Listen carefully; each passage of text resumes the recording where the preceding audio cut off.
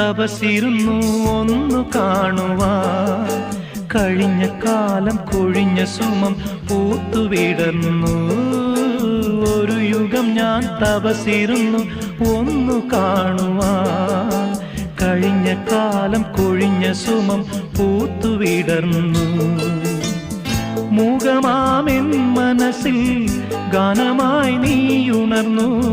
മൂകമാമെൻ മനസ്സിൽ ഗാനമായി നീയുണർന്നു. ഹൃദയമൃദുല തന്ത്രിയേന്തി ദേവാമൃതം.